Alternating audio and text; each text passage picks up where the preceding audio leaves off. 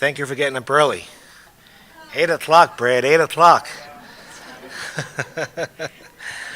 I hope the caffeine is working. I want to thank you, Brad, for putting this together, all the event organizers, and all of you for being here. I want to thank that wonderful blessing. Where is that gentleman? There he is. Thank you. That was wonderful. And we have an hour, correct, Brad? So I'm delighted to speak to you about this topic today. A few speakers yesterday spoke about mystical experience, and that's what we're going to talk about today in the context of relieving the suffering that people often go through as they're dying or at the end of life.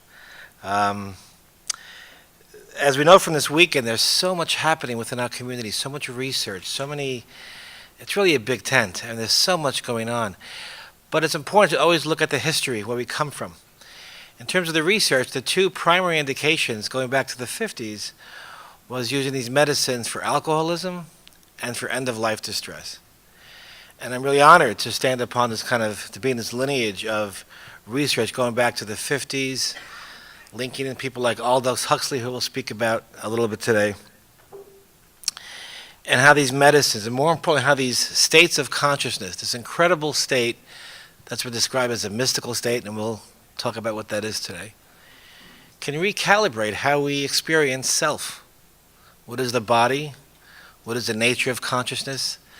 Is consciousness just within this body we look out through these eyes, or is it something outside of ourselves? Is it some kind of pure awareness we can connect with through practice and through medicine? And when that happens, does it shape or reshape how we think about death? We don't die well in America, and we'll talk about that today a bit. It's getting better. Palliative care and hospice has really improved a bit in the last 20 years, how we're dying. We have a long way to go. It's kind of a taboo topic. We don't even speak about it. It wasn't always that way. You know, a century ago, people died in their homes, and people died right in the culture, in the town, and death was part of everyday life. And then when modern medicine kind of came along, birth and death got pushed behind closed doors and closed curtains and medicalized, and it shouldn't be medicalized. It's a natural part of the human cycle. And in terms of mystical experience, there are many ways to kind of talk about what psychedelics do. There's neurobiological constructs and cognitive and metacognitive ways of looking at what happens in the brain and within consciousness. But the model we're going to speak about today, that we heard from yesterday from a few great speakers, is this model of mystical experience, where the research began in the 50s. And the measure they used back then, we still use today. At the core of the world religions lies this mystic core, this common ground, that despite these gorgeous frameworks that each religion has, was this common perennial philosophy, as Huxley called it. And they're describing this mystical experience, or the God beyond God, just this ineffable somethingness that seems to permeate existence. And when that's glimpsed, even for a few hours, it can really reshape how we live. So before I start, this is a relief of the Buddha on his deathbed, and that's what we would call in palliative care a good death. Integrity, dignity, free of pain and suffering. Someone's trying to call me.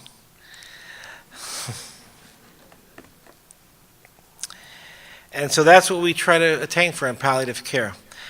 Just as a disclosure, I've worked in palliative care for a number of years, and while we've gotten better at chemotherapies and pain control, we really don't have a lot of tools to address the emotional and existential suffering that people go through as we leave this material world or as we die.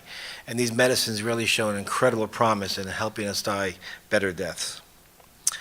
So speaking of the Buddha, we're going to start with a little bit of Buddha from his final words, allegedly. Do not grieve. Even if I were to live in the world for as long as a kalpa, which is kind of an era, our coming together would have to end.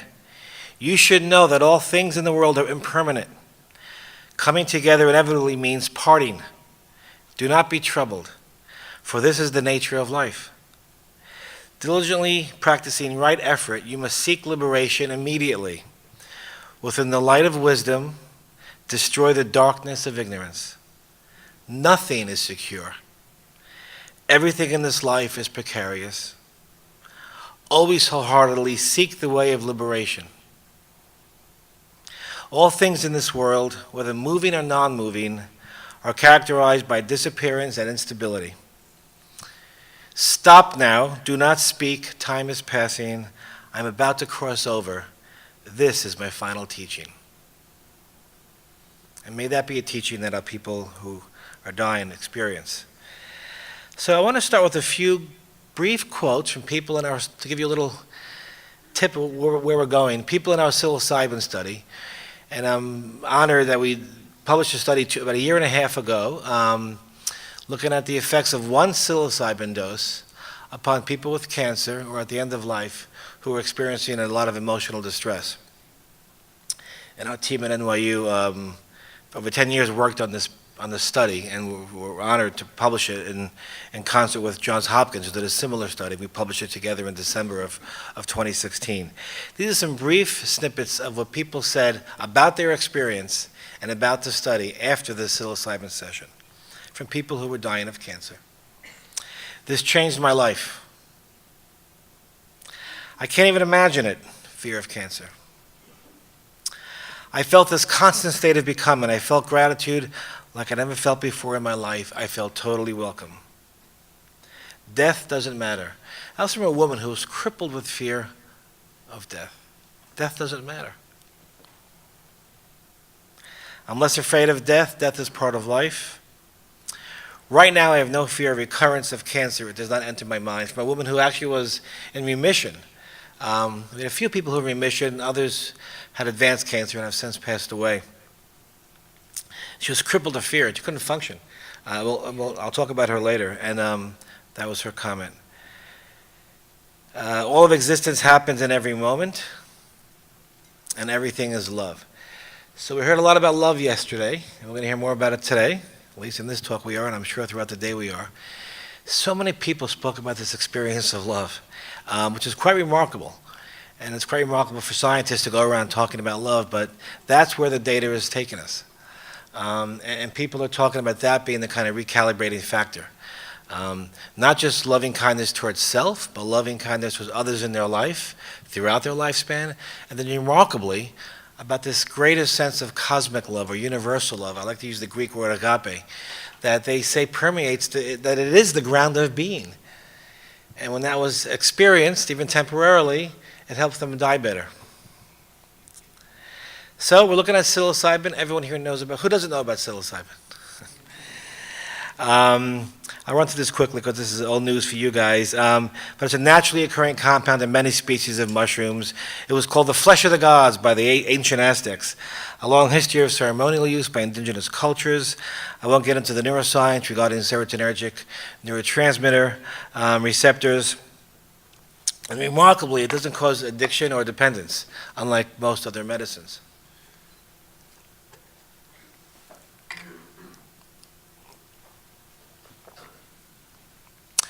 And then there's a long history. Some of you know, we heard yesterday some wonderful talks about the history of these medicines. Used in the Mayan culture, going back to 1000 BC, we see statues of sacred mushrooms on various pottery. Here there are various mushrooms within this painting. We think it was used in ancient Greece at the Eleusinian Mysteries in ancient Greece, going back to 1500 BC. At the site of Eleusis was an annual ritual. Who knows about Eleusis? Many people here. Look at that. Great. And they drank something called kykeon, which we think was an ergot alkaloid similar to LSD or psilocybin, and it was part of the ritual. This is the chief archaeologist. I was there a number of years ago. Incredible being there. It's about 200 degrees. So if the psilocybin didn't work, the heat did, so, in terms of altered states. But and this is where they would sit. There was a closed structure that since has come down. But these are the seats people would spend. They would march from Athens to this site and have this ritual. This is pre-Christian, and so throughout the ages, these medicines being used for ritual and enlightenment. And fast forward a couple thousand years, psilocybin came to America, to the West, in an interesting way. And it's very well known among this community. Life magazine article, Gordon Wasson, who was a banker and an amateur mycologist, he studied mushrooms, had went to Mexico seeking to learn more about mushrooms. And he met Maria Sabina, who we see here, at the actual mushroom ceremony. And he participated with his wife in a ceremony with mushrooms. Had an incredible experience and wrote about it in this well-known article, 1957. It was read by many people, including people like Albert Hofmann and Tim Leary, and it was soon synthesized for medicine. And how can we use this incredible medicine that promotes these incredible states of consciousness in healthcare? And soon Albert Hofmann became synthesizing psilocybin, and of course, others began using it in the States. I want to read a little bit from Maria Sabina about the mushroom. She said, "There is a world beyond ours, a world that is far away, nearby, and invisible. And there is where God lives, where the dead live, the spirits and the saints, a world where everything has already happened and everything is known. That world talks. It has a language of its own. I report what it says. The sacred mushroom takes me by the hand and brings me into the world where everything is known." So, by the way, people recognize this gentleman? For the older folks here, Burt Lahr. Who was Burt Lahr? Cowardly Lion. And I love this headline. So 1957 is an article on teenage allowances. I have to get that article. We have to kind of get the microfiche and see what that was in 1957. Not what my daughter's getting. A brief walkthrough, a brief fun walkthrough before we get to the study on some interesting points in our wonderful history. 1938, Albert Hofmann discovers accidentally LSD, but doesn't experience it yet. In 43, accidentally takes it and has that incredible experience and the first acid trip in human experience, and the famous bike ride, as we all know about. Quickly, there are academic articles on this incredible medicine and what it might be doing. 1950s, Humphrey Osmond began work with alcoholism in Canada. Aldous Huxley used it in 1953. He took mescaline, who Osmond gave it to him, and wrote Doors of Perception, which we'll talk about in a moment. An incredible, incredible book. Then in 57, Gordon Wasson's Life magazine and psilocybin comes into the picture in addition to LSD. Sandoz produces psilocybin in 1960 for medical research. 1960, Leary, Alpert, and Metzner start their group. Things are disappearing. Okay. 1962 was the Good Friday study, the first study to look at psilocybin in a healthy population in Boston, and it showed, we'll talk a bit about it later if we have time, that it reliably produced a mystical experience like those found occurring throughout the ages naturally. One of the great books, Alan Watts' Joyous Cosmology, was written in 1962. Eric Cass did the first LSD study with cancer patients. And found that it provided an incredible glimpse and an opening to the relief of suffering. And for a long period of time, well, maybe a short period of time, sadly, from 1953 to the early 1970s, there was a large body of research, peer-reviewed, government-approved research looking at psychedelics with alcoholism, cancer patients, 1,000 research and clinical reports of 40,000 subjects, end-of-life research, and really was very promising using the psychoanalysis. Cary Grant said it changed his life in his LSD psychoanalysis right here in Los Angeles. It affected our pop culture, and those are the boys. If you can't see that, that was the cover of Sgt. Pepper. And then in 1970, Congress passed legislation that put an end to research, one of the most incredible events in medical history. Since when is a medicine ruled out of the hands of researchers because of a cultural phenomena? But it was. And then Rick Strassman in the 90s began DMT research. Johns Hopkins in 2006, their first psilocybin mystical experience study showing that, again, mystical experience promoted by psilocybin can occur in a healthy population. 2011, my colleague Charlie Grobe here at UCLA, the first new cancer study with psilocybin in cancer patients. And then everything just kind of opened up. MDMA, LSD research, cancer, anxiety, alcoholism, tobacco, PTSD. And in 2016, our papers were published.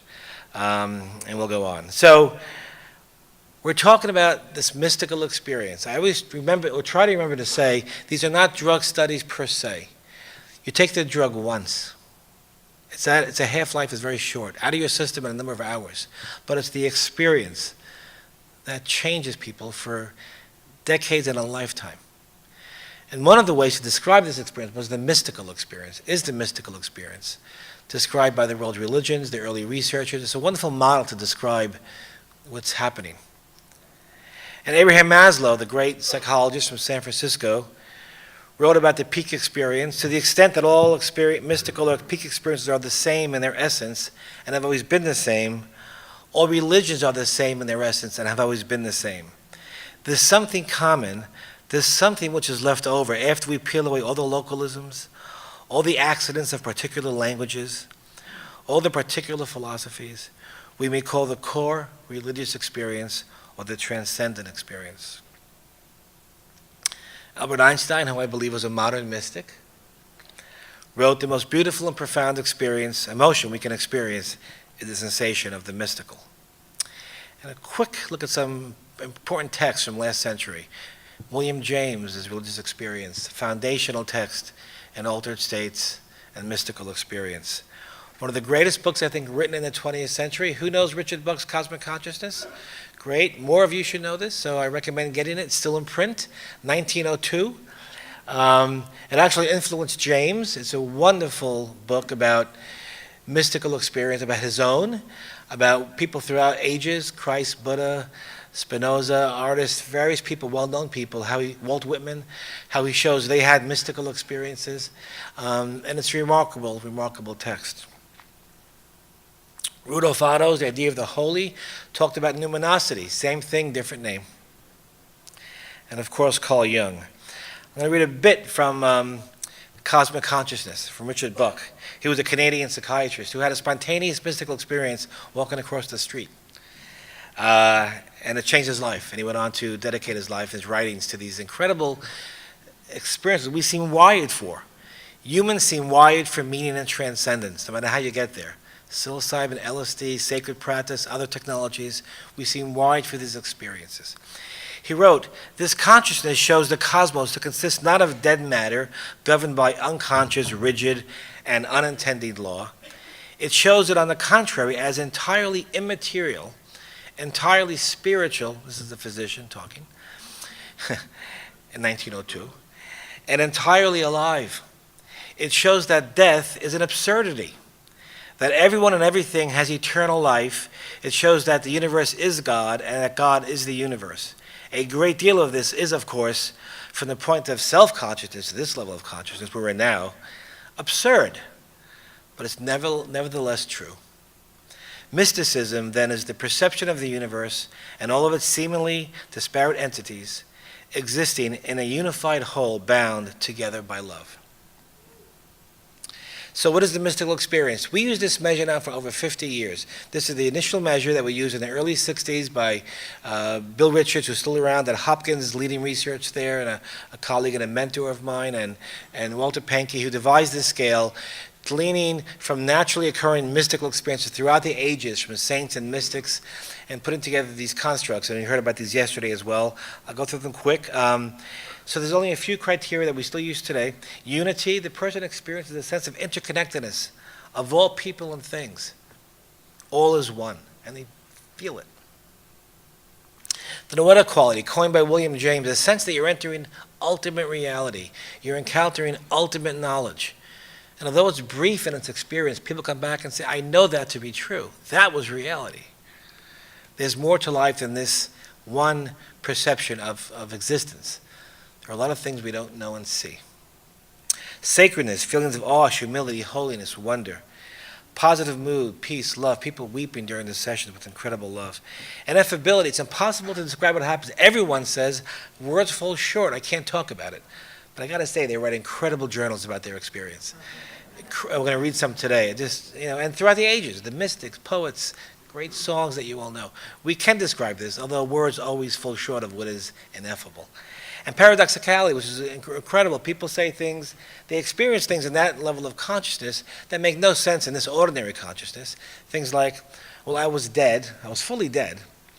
but I was never so much alive. Or I experienced a nothingness of existence filled with the everythingness of all that is. So you get these kind of paradoxical things in this kind of limited consciousness. And in that consciousness, it makes perfect sense. And what I think is the most important feature, one of the most important features, is transcendence. This incredible, this mic working? Yeah, okay. This incredible experience of transcending time and space, literally. Transcending this body. People, like say, pulling the lens back on experience, as I like to say, and people see themselves rooted in a much larger panoramic field, beyond time and space. People see beyond birth and death, into the everythingness or nothingness of all that is. And that's incredible. And if you're dying of cancer, if your body is beginning to not work and beginning to shut down and will soon not be working, the experience, the insight that I'm not this body, that I'm connected to something more enduring somehow, that I'm not my cancer, is really a gift. You know, the Eastern religions and all religions, they speak about this level of pure awareness within us, that the material world is a bit of an illusion, Maya. And once you glimpse that pure awareness, it makes death a bit easier. The Christian mystic Meister Eckhart said that there exists only the present instant, a now which always and without end is itself new. There is no yesterday, no tomorrow, only now. And it was 1,000 years ago, and it'll be 1,000 years hence. Healing is the personal experience of the transcendence of suffering. Elizabeth Kubler-Ross. Interesting historic note. Albert Einstein had a great friend called Michel Bezos, and he passed away one day. And Albert was very upset, but he was a mystic. And he wrote a very famous letter to Bezos' family about time being an illusion. There's only the present. There's no past, present, and future. And he writes, now Bezos has departed from this strange world a little ahead of me. That means nothing. People like us who believe in physics, I would add mysticism, know that the distinction between past, present, and future is only a stubbornly persistent illusion. And Einstein died 3 weeks later. We don't die well in America. I'm going to run quickly through some of this research. But we don't die good deaths. We die bad deaths by needless suffering and attempts to extend life 1 more week, 2 more weeks, or 1 more clinical trial when we need to die at home with dignity surrounded by loved ones. This appeared just 2 weeks ago in the New York Times Magazine. I have no desire to take a trip right now, but if I were diagnosed with a terminal illness, I would definitely consider the use of psilocybin. 20 years ago, Institute of Medicine called out for a change in how we die in America, demanding a change in how we treat existential and spiritual distress at the end of life. And 20 years later, research shows that depression has increased 26% at the end of life. We don't die well. People die with demoralization syndrome, hopelessness, meaninglessness. And we looked at that in our study, and we showed great results regarding that. I'm going to skip all the data, take my word. I could mountain of literature on depression, anxiety, desire for hastened death and suicide with people with advanced cancer. We really need to get better at treating how we die. Depressed patients are 4 times more likely to have a desire for hastened death than non-depressed patients, and we can treat that at the end of life. You know, there's a euthanasia-assisted suicide movement, and it's an important movement, but I think at times it fails to understand and grasp that we can even treat the depression. Depression can be treated, and we've seen people in this study get transformed by this medicine and want to live every last minute, despite it's the end of their life. In a meta-analysis of important things at the end of life, constructs, 2 things came up over and over: meaning and transcendence. These 2 experiences, meaning-making and transcendence, in non-psychedelic research, in palliative care medicine, are seen as the 2 most predictors of a reduction of distress. That when people cultivate personal meaning and transcendence, they're less likely to want to have to die, to have a desire for hastened death, for depression. And so how do we cultivate meaning and transcendence? I have an idea. And that provided the rationale for this research. Who knows Viktor Frankl? Great Holocaust survivor, developed a meaning-making psychotherapy. He wrote, "Man is not destroyed by suffering, he's destroyed by suffering without meaning." I'm going to jump through that. And Viktor Frankl again, which I love this quote, "Meaning can be found in life literally up to the last moment, up to the last breath, in the face of death." And we've seen it, and it happens. And without the medicine, people have good deaths. It's possible. So let me jump through some quotes here. Elizabeth Kubler-Ross, "If you become whole again, you're healed." And wholeness is not just, can be experienced at any point of life. Even at death, we can be healed. The word heal comes from the root holy. And we can be spiritually pure even in our dying moment. And then we're healed, even though the body is dying. Healing is independent of cancer and the body dying. Healing is independent of cancer and terminal disease. But in this Western world, we linked it to. I have to improve my disease. I'm going to read one more quote and then get to the research, but this is an important quote. Eric Cassell is a very well-known physician who in 1982 in the New England Journal wrote a great article about transcendence, not about psychedelics. He studied how we die and how we treat the elderly, the elders in our culture. A remarkable article about this. It's very famous. It became a book, and it really provides the rationale again for what we're doing. He said transcendence is probably the most powerful way in which one is restored to wholeness, spiritual pureness. Everyone has a transcendent dimension, a life of the spirit. This is most directly expressed in the religion and the mystic traditions. When experienced, transcendence locates the person in a far larger landscape, like we were talking about a moment ago. Such an experience need not involve religion in any formal sense. However, in its transpersonal sense, it's deeply spiritual. The quality of being greater and more lasting than an individual life gives the aspect of the person this timeless dimension, which is healing if you're dying.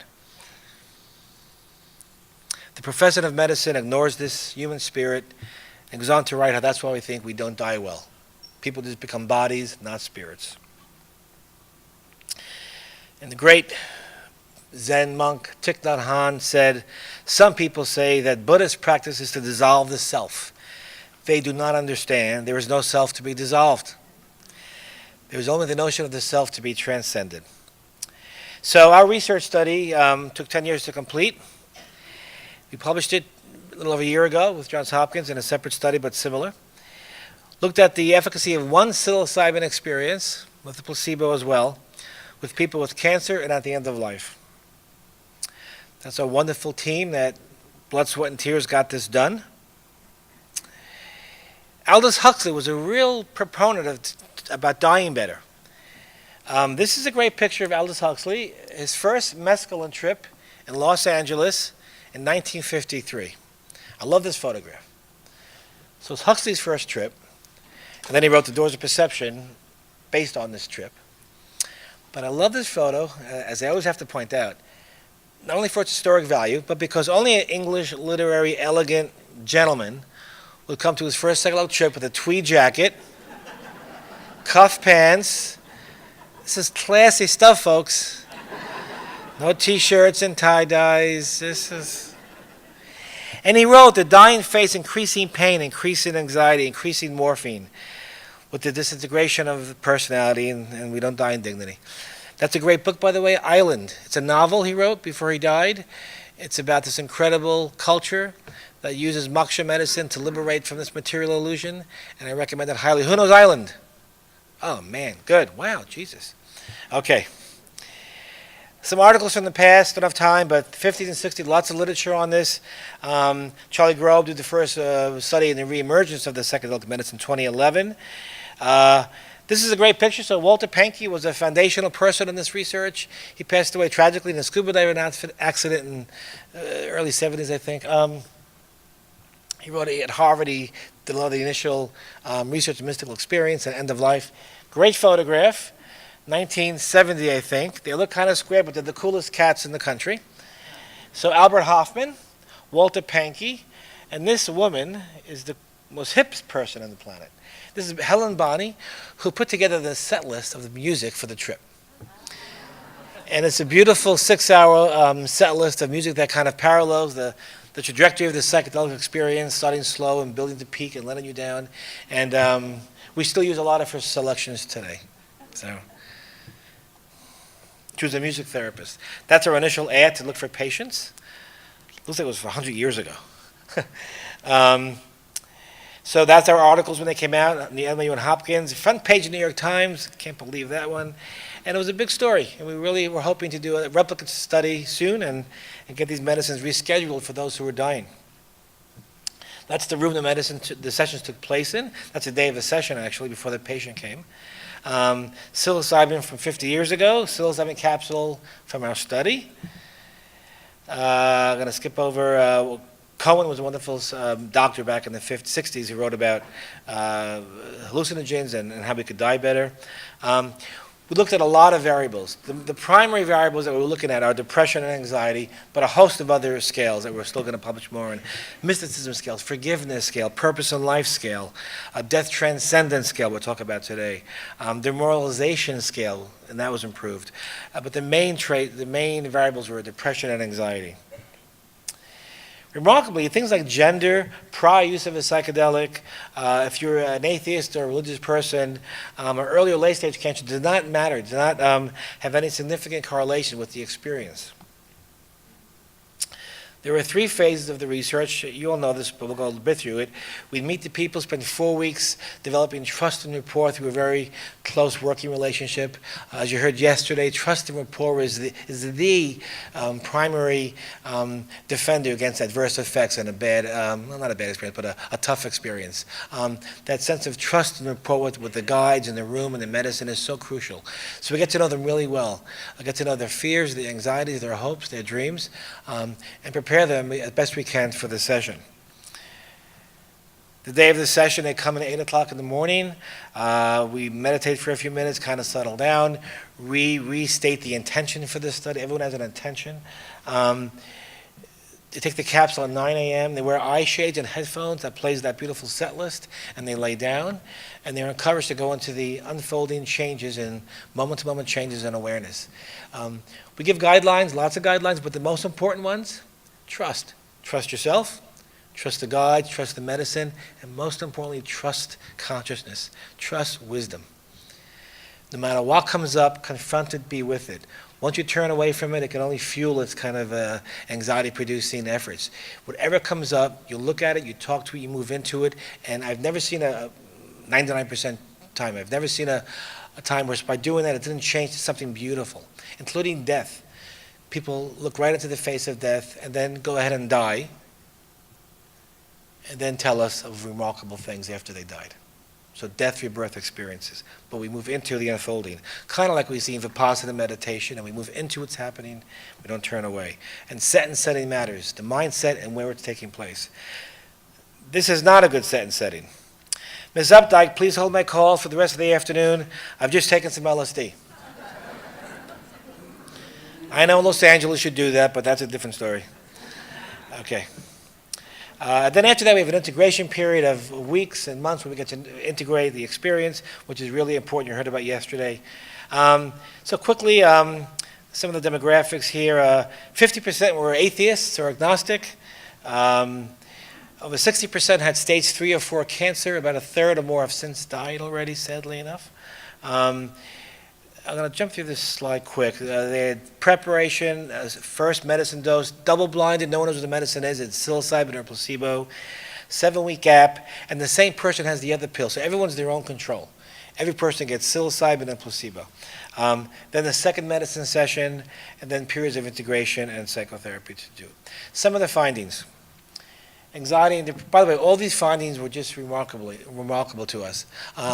They all had very large effect sizes, statistical significance, not seen before in the history of medicine or psychiatry with end-of-life patients.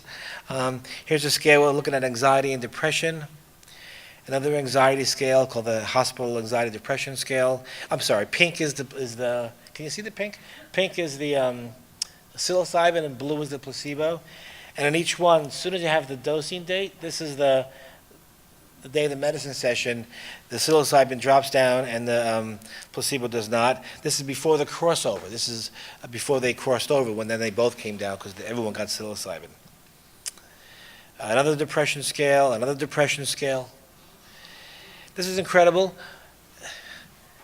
Demoralization is really one of the cripplers of how we die. Loss of meaning, loss of hope, and we measured that. And remarkably, within a day or two, demoralization, pink scale, dropped significantly, as did hopelessness. That is such a gift if you're just crippled with the anxiety of dying. Death transcendence. And connecting with something more enduring than this experience. Defined in this measure, death transcendence scale, things like I felt everything in the world to be part of the same whole. I realized the oneness of all things, the unity of all things. My death does not end personal experience. I believe in life after death. These are some of the questions they can endorse and not endorse. And remarkably, these are the results. Pink being placebo, their death transcendence was increased dramatically after the session. They transcended the fear that the death anxiety experience. Response to remission rates, incredible. I won't go through this. Pink is psilocybin. You can see the rapid response and the remission efficacy. 70% of the people reported the experience as the top 5 most meaningful experience of their lifetime. Almost 90% reported general life satisfaction. Summary, there were no medical serious adverse effects, 0. There were tough stretches in the experience. This is not all peaches and cream. There are tough moments when we're encountering everything with our psyche, especially if you're dying. There's traumas, we have so much darkness in our lives and throughout our history, throughout human history that comes up. But we're there to reassure them and they get through these experiences. But there were no serious adverse effects once they left the room. Feasibility was established. Rapid reduction in anxiety and depression. Up to 80% reported significant reductions in anxiety and depression, and that lasted up to 8 months, and we're still following them. Remarkably, the mystical experience, those criteria, was correlated with the measure of efficacy. The greater the mystical experience, the greater the outcome, the greater reduction in distress. So that's the transformative factor.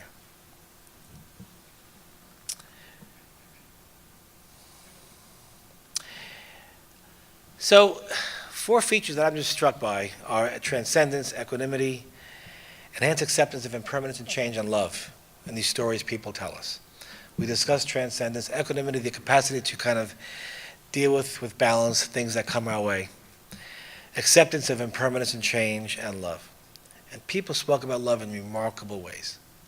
Again, love towards self, others, and it's remarkable that the ground of being, the molecules of everything is made of something that we call love. A human word, but we have no other language to describe what they talk about. Dinah is a lovely lady. She was in our study. She was one of the few people who were in remission. Most were advanced cancer. But she couldn't function. She was paralyzed with fear of her recurrence, depressed and anxious. And she had a great experience. I want to read to you one of her words. I love Dinah's story because Dinah is a self-described Brooklyn atheist. And I always joke, especially in California when I'm here, that a Brooklyn atheist is not like a California atheist. So California atheist is, well, there's flow, there's an energy pattern, there's something cooking somewhere. It may not be what they said it was, but we know. So a Brooklyn atheist says, no, there's nothing. Like, that's it, stop. Drink, sit, So she's tough. And I love her quote. Dinah said, by the way, don't start reading ahead of me. So Dinah took the capsule, laid down, and immediately began going through a very tough time. And when she spoke about it, she's been in the media, as you see. I think it was the Washington Post. She experienced a darkness in her abdomen. And it wasn't the cancer, it was fear. And it was killing her. And she began to really panic. And she remembered, the guidelines, move into it, ask for help. She put her hand out, I grabbed her hand, and she said, I'm so afraid. I just whispered to her, just go with it. And she went with it, and it changed instantly. And she talks about it. And we're being taped. I don't want to curse. So she kept cursing at this thing. Kept saying, F you, get the F out of my life. Who are you to ruin my life? And she began really attacking the fear, moving into it. Gone. And this is what happened. Then after a while, at that instant actually, I began to feel love. All-encompassing love, and I felt that I was bathed in love. And really, I think the only way to express this in our language is to say you were bathed in God's love. Well, I'm an atheist. I'm a Brooklyn atheist. So bathed in God's love is not what I want to say, but it really expresses the feeling, totally encompassed by love. And I kept that feeling through the entire experience, and I still experience it frequently. And I think it's true that every moment that you live is like an eternity in that moment. Right? That's like Meister Eckhart's line about eternity in the moment. These people are mystics after these experiences. And then there's another moment and another one, and then you're gone. That's okay with me. I intend to enjoy every moment. And since the experience, I have enjoyed so much more of my life. And I'm very, very happy about that. This is 5 years ago, and she's doing incredibly.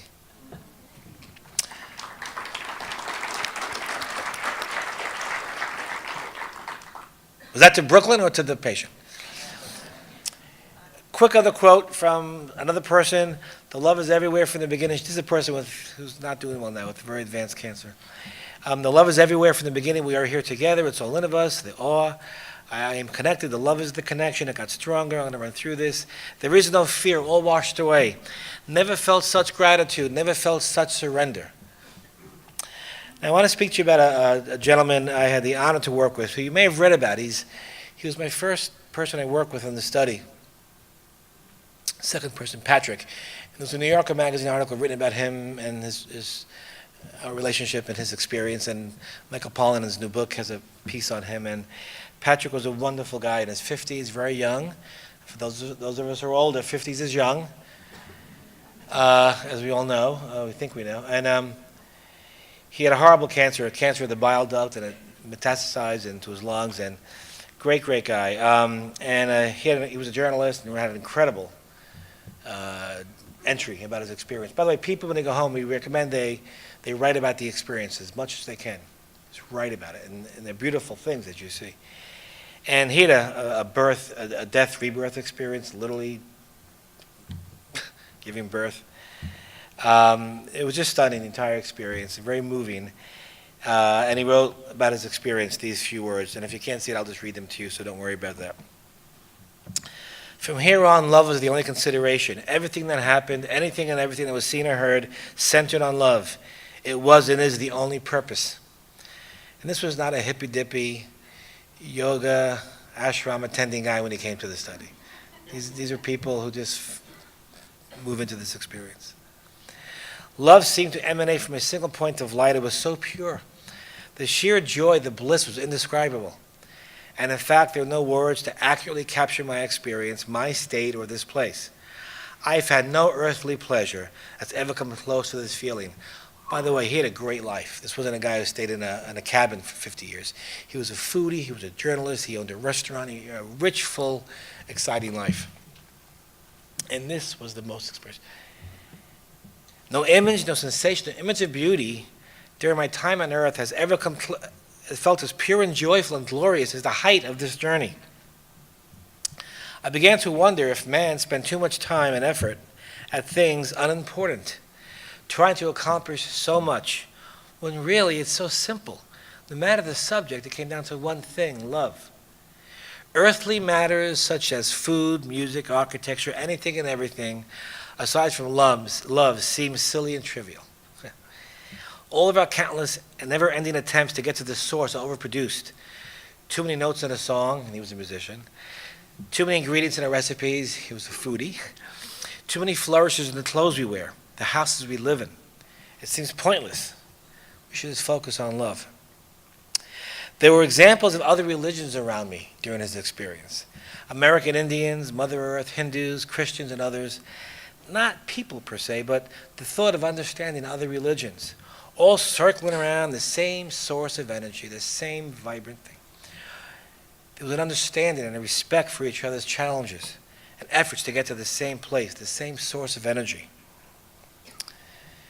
A brief death, I was aware in a sense that my life had stopped.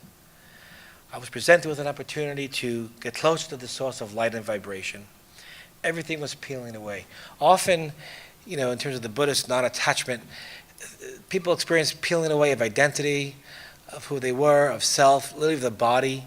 I think of the Heart Sutra, no tongue, no ears, everything else peeling away. And then what's left when it all peels away? What's left?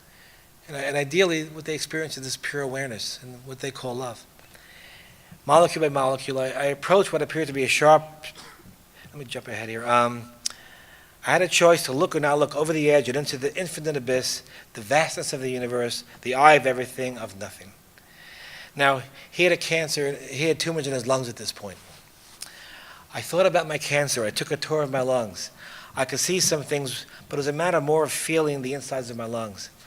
I recall breathing to help facilitate the seeing of inside. People often travel in their bodies and see their body.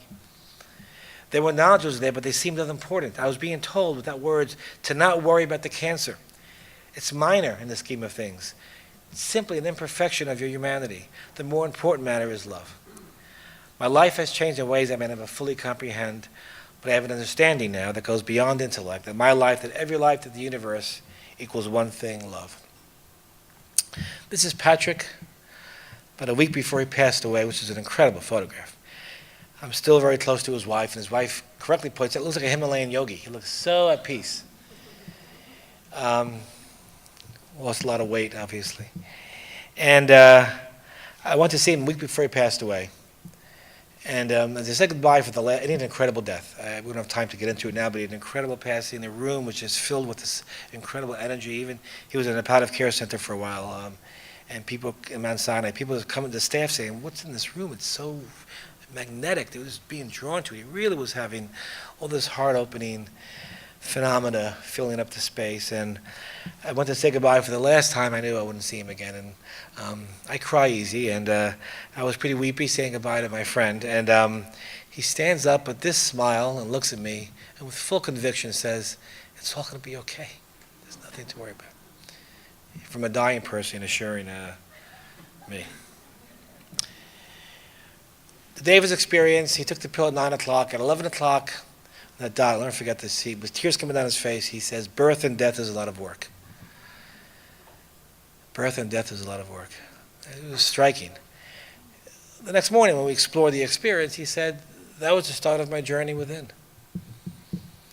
And it reminded me of, that there's a Buddhist saying about death, no beginning, no death, and it's remarkable. Thich Nhat Hanh wrote, "Our true nature is the nature of no birth and no death. Only when we touch our true nature can we transcend the fear of non-being, the fear of annihilation." There's a place in Greece called Mount Athos that I was lucky enough to go a couple of years ago, the oldest existing Christian monasteries in East Orthodox religion, mysticism. And there's one monastery, St. Paul's Monastery, where above the door is an old quote. Is this psychedelic or not? "If you die before you die, then you won't die when you die." That's what religion was about. It was the impulse to describe the transcendent eternal energy, going back thousands of years. There's a first century quote from an early Buddhist Hindu seeker about tathata, this phenomenon that permeates the universe, we think. They think, I think, you think. And he defines it as, in absolute nature, there is neither non-being or being. The absolute nature of all things can only be somehow indicated as the thatness of things. And that thatness is nothing but pure consciousness. It's all good, permanent, perfect bliss, or the form of liberation itself, the substance itself. What is that substance that people are experiencing? That we all get glimpses of if we're lucky enough during this lifetime. And in Kenneth Ring's near-death experience research, he, over and over, people who've had near-death and come back, talk about love being the primary factor. And Kenneth Ring wrote, of all the lessons of NDEs, and he's interviewed, I guess, hundreds, thousands of patients, none is greater than the importance, indeed the primacy of love. And what the near-death experience teaches about love is that everything is love and is made of love and comes from love.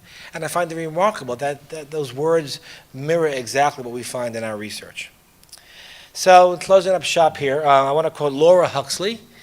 So there's a movie, Huxley and Huxley. Someone asked Laura Huxley, the wife of Aldous Huxley, who injected him with LSD when he was dying, as most of you know.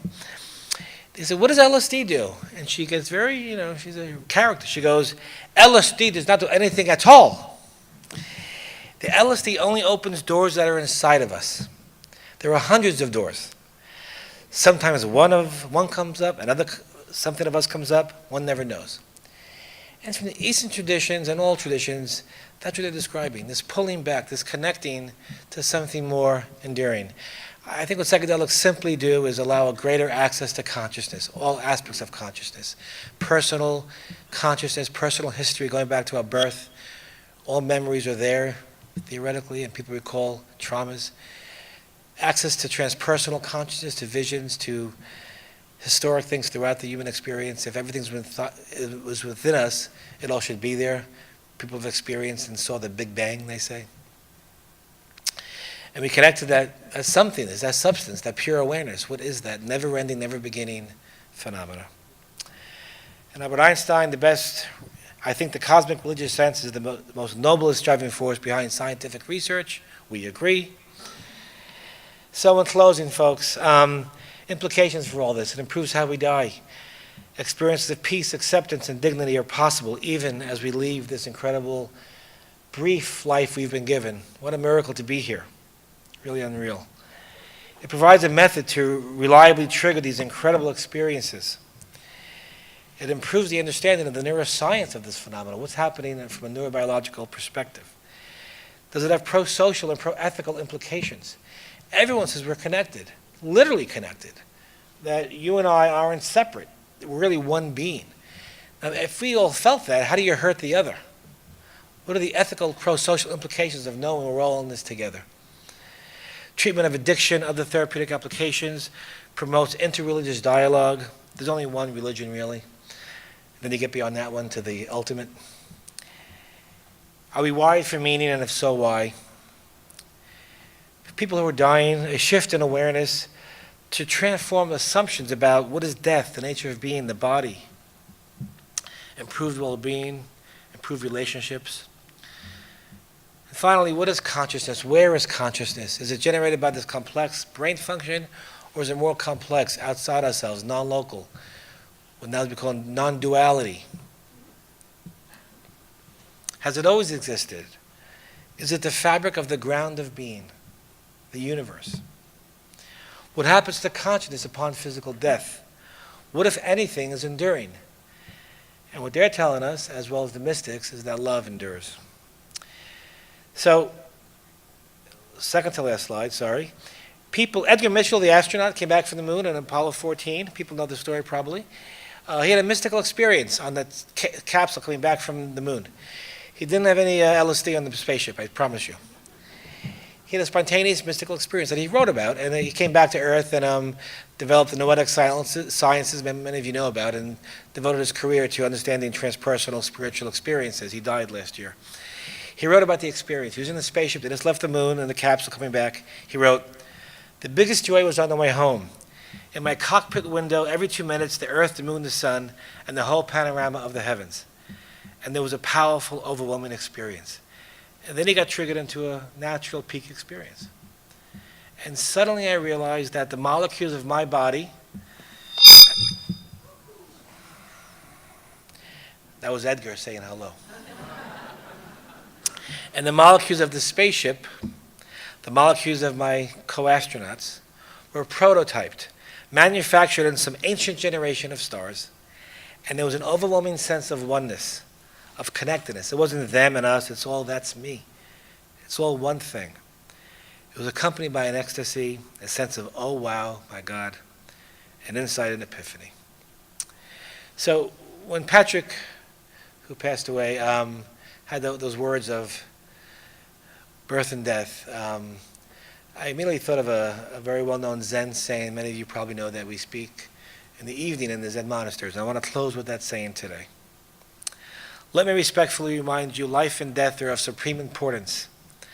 Time swiftly passes by and opportunity is lost. Each of us should strive to awaken. Take heed. Do not squander your life. Thank you for listening.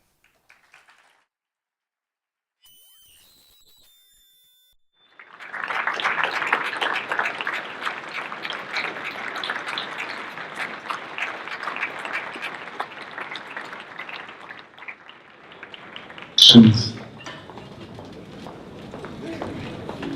Questions, sentence. Can you hear me? Hello? Hello? Thank you so much. That was very informative. I do have a couple of questions for you on dosages. Are how much of a dosage do we give these patients? Right. And also, how long are the journeys? And when certain people who,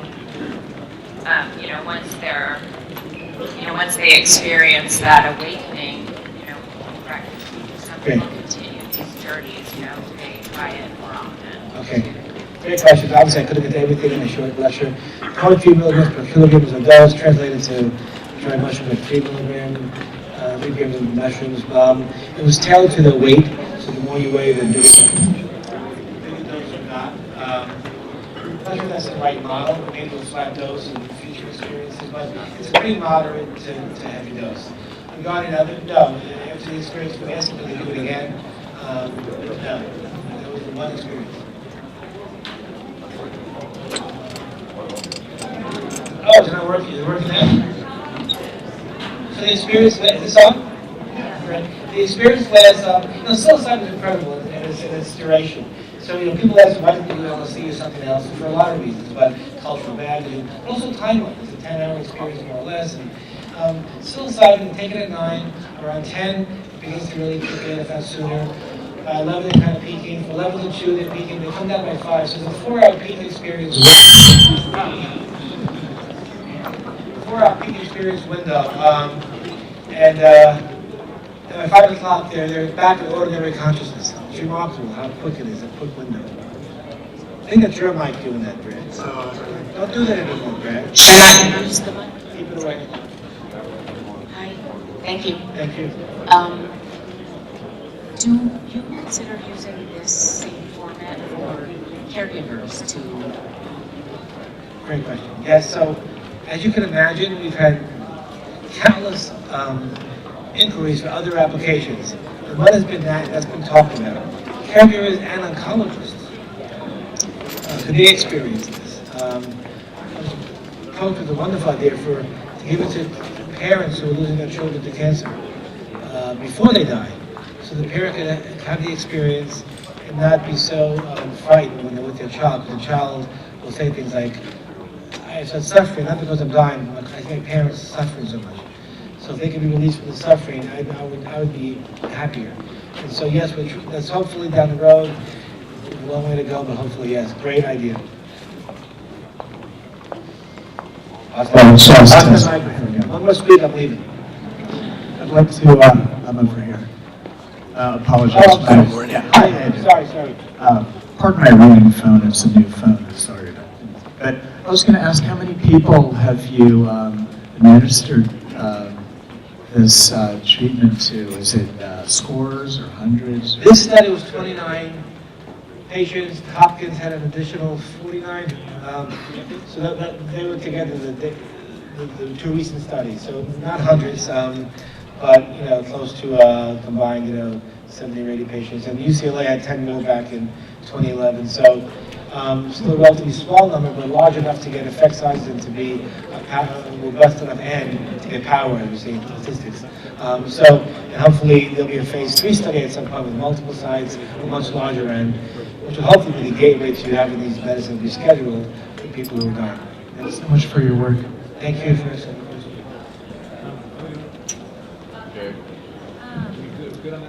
Can you speak on the idea that chronic psychological or spiritual... What's the first word? We're right, I can see you. Hi. Can you speak on the idea that chronic psychological or spiritual disturbances are the energies that actually manifest into physical disease? Into the what? Into physical disease, like cancer or whatever other illness. And that using psychedelics to heal those disturbances can actually lead to the remission of physical illness? So the first question, can chronic toxic energies within us lead to disease? Right, yeah. On that one, I'm going to hold off a bit. I think, so let me do a little caveat. there's a wonderful field of psychodynamiology where we see relationship between stress and disease. We know that's what psychosomatics medicine is, psych, soul, and mind, body. So certainly there's a relationship between stress and disease process. I'm very hesitant to say things like certain amounts of stress cause cancer or other disease. I think people say this too loosely, and I think it's dangerous. But clearly there's relationships we're not wise enough to know about it, and clearly that happens. In terms of the second part, yeah, I think these experiences really serve as an ablation, kind of really resolve that suffering, whatever that is. But on an emotional sense, there's been no findings in our research that it changes the cancer. An interesting point would be, a follow-up to your question, if people earlier in a chronic disease had the experience, could that change the trajectory of the disease itself? So someone with maybe a very early stage of some disease had an experience like this, could those level of experiences then change the physiological course of the disease? But these are end-stage cancer patients, and I have no illusions that one trip stops cancer, but we weren't trying to do that. But that's the future of medicine, this incredible marriage of emotion and body. Thank you. All right, Paul. Just love to find out where to get that music set from the woman from the 50s. Yeah, hello, Bonnie. Let me see what I can do. I'll get you something. Okay. Okay, bye.